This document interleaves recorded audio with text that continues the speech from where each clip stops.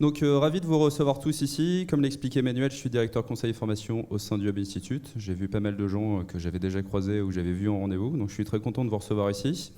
L'idée, c'est de faire un rapide, on va dire, panorama de ce rapport Future of Work qui va sortir dans quelques temps et de vous donner les principales tendances qu'on peut voir notamment sur la partie RH et sur la partie management.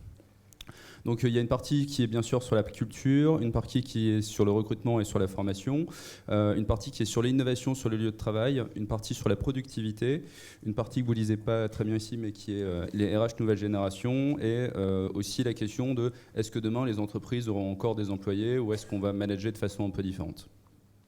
Première partie sur la culture avec une citation qui est assez intéressante qui vient de Richard Branson, qui est la personne qui gère aujourd'hui Virgin, et qui nous dit les employés viennent en premier, pas les clients, en expliquant que si on prend soin de ses employés, ils vont avoir envie de prendre soin de vos clients et que du coup, les RH sont du coup centrales dans la façon dont on gère aujourd'hui un business. C'est pas juste gérer des gens, c'est aussi gérer une partie de la façon dont on travaille avec les clients. Tout ça, ça repose sur une culture d'entreprise qui doit être assez solide et qui repose notamment sur de la motivation qui implique 4 facteurs. Une première partie qui est sur de l'autonomie, c'est-à-dire que les gens ne doivent pas être enfermés, ne doivent pas être surmanagés. On doit aussi aider les gens à apprendre et progresser. Donc là, comment est-ce qu'on arrive à stimuler les personnes qui sont peut-être là depuis longtemps, qui peuvent être stressées par rapport au digital aussi, en disant je ne connais pas très bien ce que c'est et j'en ai un peu peur. La notion d'appartenance. Moi, je viens notamment d'agences avant le Hub Institute où il y avait une très forte culture d'appartenance et une très forte culture de tribu. Et c'est aussi ça ce que les entreprises essaient en fait d'instaurer ça aujourd'hui dans les différentes, à l'intérieur de leur structure. Et après, à quoi sert mon travail ? Il n'y a pas très longtemps, j'ai lu un article assez intéressant qui expliquait qu'il y avait notamment un phénomène qui s'appelle le bore-out, c'est-à-dire que des gens qui s'ennuient tellement dans leur travail qu'ils finissent par faire une sorte de burn-out. Et ça peut arriver, c'est-à-dire qu'à un moment, les gens ne savent plus exactement pourquoi est-ce qu'ils travaillent. La culture est aussi importante, notamment pour favoriser plusieurs choses dans l'entreprise. Donc ça favorise l'engagement, c'est-à-dire que quand les gens ils ont l'impression d'appartenir à un ensemble, ils ont forcément plus envie de travailler pour une sorte de projet commun. On est aussi sur le fait d'instaurer de la confiance versus du contrôle, et on verra notamment tout à l'heure avec un exemple de Netflix que la nouvelle façon de manager dans la partie digitale, c'est plutôt comment est-ce qu'on travaille avec des adultes responsables qui savent ce qu'ils font et pas forcément leur imposer une sorte de management top-down qu'on a pu le voir avant. Comment est-ce qu'on arrive aussi à favoriser les échanges ? Il y a beaucoup de choses qui sont mises aujourd'hui en place, des ateliers, des hackathons et tout ça. Le but, c'est de faire sortir des idées. Et pour faire sortir ces idées, il faut forcément sortir un petit peu parfois de l'ordre établi. Tout à l'heure, on parlera notamment d'un livre qui s'appelle Le Guide du Corporate Hacking, qui a justement pour but de créer ces frictions qui peuvent être un peu désagréables quand on est manager, mais qui sont intéressantes pour la suite de l'entreprise. Aussi, comment est-ce qu'on arrive à générer des entreprises et comment est-ce qu'on donne du sens à tout ça. Donc je vous parlais tout à l'heure de Netflix. Netflix aujourd'hui est dans une logique de plutôt manager autour du contexte que plutôt du contrôle. Et en fait, ce qui est intéressant, c'est qu'aujourd'hui, ils proposent des vacances illimitées à leurs employés, de bonnes conditions de travail. Ils ne vont pas forcément surpayer par rapport à la base du marché. Par contre, le but, c'est vraiment de faire en sorte qu'on fasse confiance aux gens. Et ça, c'est une nouvelle façon de fonctionner. J'imagine en France, si on disait, OK, tu peux prendre des vacances en illimité, on dirait les gens vont abuser, ils vont prendre 20 semaines par an. Mais à partir du moment où les gens sont responsabilisés et où on leur fait confiance, ça fonctionne. Partie recrutement et formation des équipes. Donc ce qu'on voit globalement, c'est qu'il y a une hémorragie des talents des sociétés traditionnelles. Donc là, on voit par exemple Procter & Gamble, L'Oréal et tout ça vers les entreprises plus digitales type Amazon, Google et autres. Par contre, ce qu'on voit, c'est qu'il y a une sorte de rétention qui est plus faible du côté des entreprises type Google et Amazon. Donc Procter & Gamble a une rétention qui est beaucoup plus forte. On voit aussi dans des sociétés comme L'Oréal où il y a une rétention notamment des gens parce que les gens changent régulièrement de travail. Tous les 1 an et demi, 2 ans, vous changez de job et du coup vous avez forcément, vous n'êtes plus vraiment exactement dans le même poste que ce que vous étiez il y a 2 ans. Ça, c'est un site que vous connaissez peut-être ou sûrement, j'imagine, comme vous bossez sur la partie RH, qui s'appelle Glassdoor. Glassdoor permet notamment de noter son entreprise, donner des informations sur le salaire, de donner des informations sur la façon dont vous gérez vos entretiens. Là, aujourd'hui, on est de l'ordre de la e-réputation, on va dire de la marque employeur.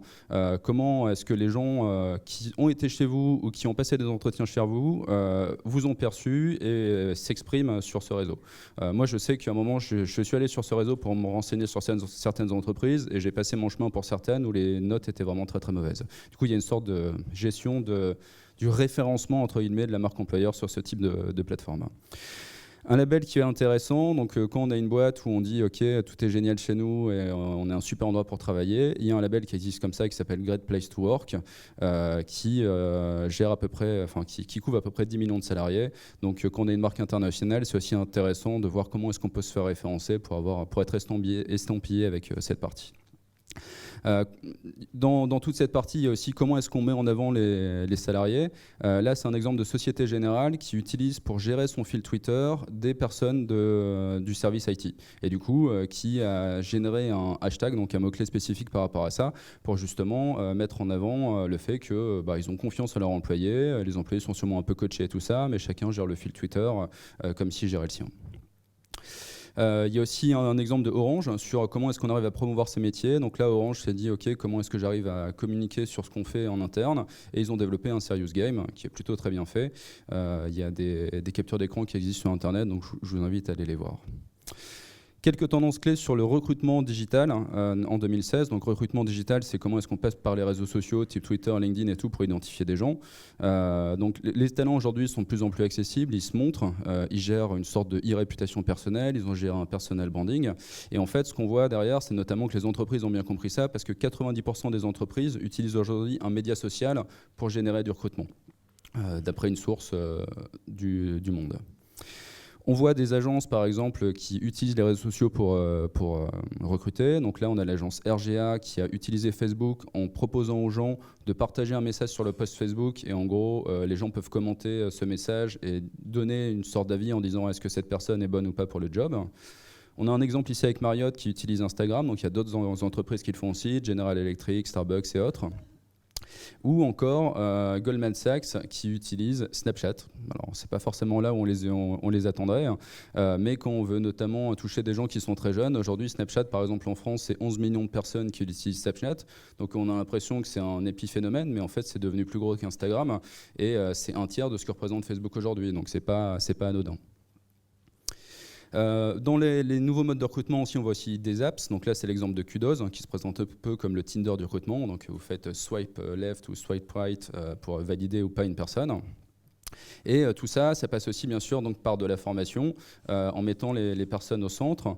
Le meilleur exemple, en tout cas l'exemple le plus intéressant qu'on peut voir en ce moment, c'est notamment l'école 42. Donc l'école 42, ils n'ont pas de prof, pas de rythme imposé, les élèves se notent entre eux et ça fonctionne. Et là, il va y avoir une promo qui du coup va arriver et a priori, les élèves arrivent quand même à s'auto-former à la fin. Bien sûr, nous, on parle aussi beaucoup d'e-learning. Au Hub, justement, on a développé beaucoup de programmes par rapport à ça, sachant que nous, on est beaucoup pour la révolution, entre guillemets, du e-learning. C'est-à-dire qu'il y a beaucoup de plateformes qui sont un peu anciennes, qui sont un peu abruptes.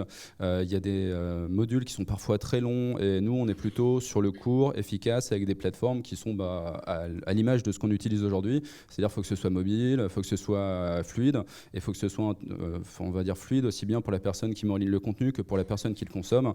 Et pour nous, il y a une révolution sur cette partie.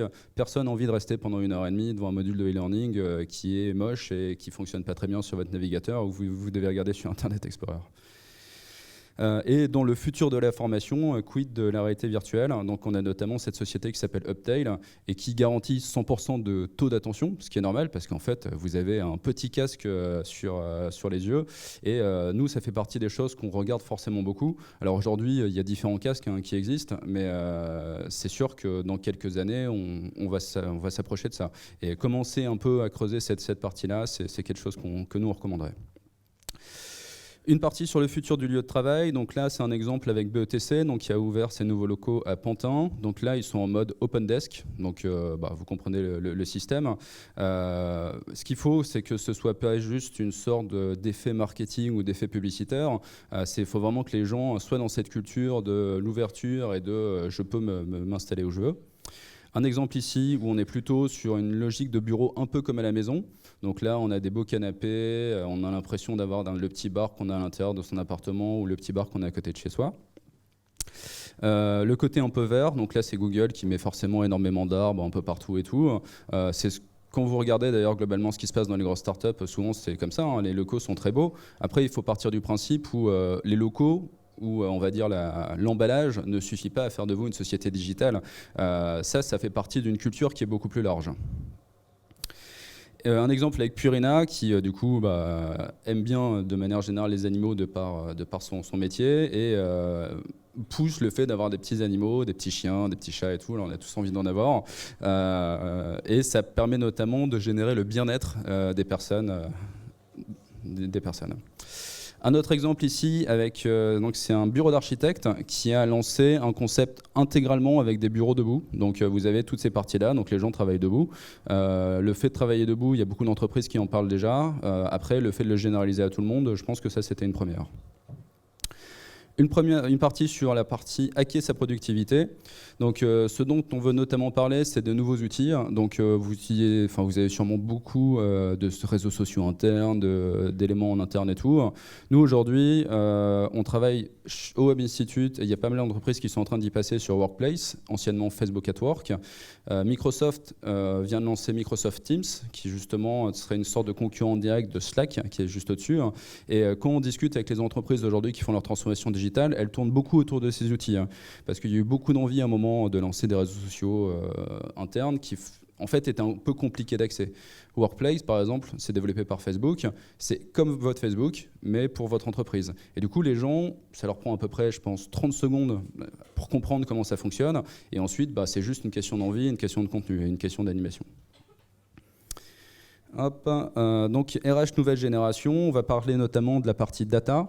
On pourrait se demander un peu, la data vous en avez, hein, ça va être tout ce qui est fichier des collaborateurs et tout ça, mais comment est-ce qu'on utilise la data pour aller plus loin dans la gestion des RH? Là par exemple, c'est comment est-ce qu'on arrive à trouver le candidat parfait grâce à la data. Et un autre exemple qui est assez intéressant, c'est comment est-ce qu'on analyse les données d'une entreprise pour identifier les personnes qui potentiellement pourraient démissionner. Comment est-ce qu'on construit des modèles de carrière et tout ça. C'est notamment intéressant quand vous gérez un très très très grand groupe. Je sais pas, par exemple, vous gérez 200 000 personnes, vous êtes le big DRH. Ça peut être intéressant d'avoir une sorte de vue comme ça matricielle de tout ça et avec l'idée derrière de fidéliser les collaborateurs. Alors on parle beaucoup de chatbots depuis, on va dire, 1 an, depuis que Facebook notamment a lancé une sorte de chatbot store sur sa plateforme, notamment avec Messenger. Et en fait, on pense que les chatbots vont notamment permettre de gérer une première partie des RH. Là, par exemple, on voit un chatbot qui dit en gros, quelqu'un qui pose une question sur ses vacances et le chatbot lui répond en disant OK, il y a telle et telle période qui sont dispo. Il y a des choses qu'on peut automatiser. Le but, c'est pas de remplacer toute la fonction RH, mais c'est plutôt vous faire gagner du temps de manière générale. Et donc, par exemple, de quoi pourraient être capables ces bots? Donner la date de versement des salaires, les jours de congé, modalités de remboursement mutuel et tout ça. Et du coup, demain, vous seriez un petit peu, en tant que RH, vous devriez être un peu manager de bots au même titre que vous seriez manager de votre équipe. Et 6e tendance, du coup, vers des entreprises sans employés. Donc là, on va parler d'une partie qui s'appelle la gig économie. Donc c'est tout ce qui est économie des petits boulots, mais c'est aussi tout ce qui est de l'ordre du télétravail. Quand on est sur une partie digitale, forcément, ça veut dire qu'on peut aussi travailler à distance. On a maintenant une connexion Internet qui permet de le faire. Et au début, on était bien sûr sur des choses qui étaient un peu plus simples en termes de travail, mais là, sur des emplois qualifiés, on peut travailler à distance. Donc ça, c'est ce que je viens de dire. Et du coup, si on réfléchit un peu à la façon dont Uber et Deliveroo aujourd'hui gèrent entre guillemets leurs employés, qui sont d'ailleurs pas exactement leurs employés parce que c'est des gens qui sont indépendants et qui travaillent avec Uber, en fait, ils les managent avec une app. Il n'y a jamais Uber qui vient appeler un chauffeur en disant tiens, tu vas aller prendre telle ou telle personne. C'est juste l'application qui te fait de façon un peu robotique, qui envoie des courses et qui paye aussi de manière aussi un peu automatique. Tout ça, ça veut aussi dire, on en parle souvent, que tout ce qui est robotisation, tout ce qui est automatisation, ça va remplacer une partie des postes, sachant que Gartner pense qu'un tiers des jobs seront convertis par un logiciel, un robot, une machine d'intelligence d'ici 2025. Après, c'est un tiers des jobs existants. Il y a plein de jobs qui existent aujourd'hui, qui n'existaient pas il y a 20 ans. Donc il va sûrement y avoir une évolution, des nouveaux besoins autour de la data, autour de plein de choses. Après, c'est juste une question de formation. Aujourd'hui, il y a plein de gens en France qui sont au chômage, mais peut-être que si on les formait sur la partie digitale, on pourrait aussi les recruter dans des entreprises qui cherchent justement des gens qui bossent sur la partie digitale. Et Elon Musk, hein, qui est donc le cofondateur de PayPal, qui fait aussi Tesla et tout ça, pense que à partir du moment où ces gens sont remplacés par des robots, on va devoir les rémunérer. Et du coup, il y a une sorte de questionnement autour du revenu universel en se disant, on leur a pris leur travail et entre guillemets, c'est pas parce qu'ils étaient pas bons ou autre, c'est juste que la société est en train d'évoluer comme ça. Et du coup, quid de les rémunérer. Et la conclusion de tout ça, c'est... on parle là beaucoup de robots, de bots et tout, ça peut paraître horrible. Par contre, nous, on est persuadés que l'humain reste quand même au centre, parce que seul l'humain fait preuve de jugement, de souplesse, d'empathie, de créativité. Et du coup, il y a quand même un bel avenir de manière générale pour la fonction RH. Voilà, merci beaucoup.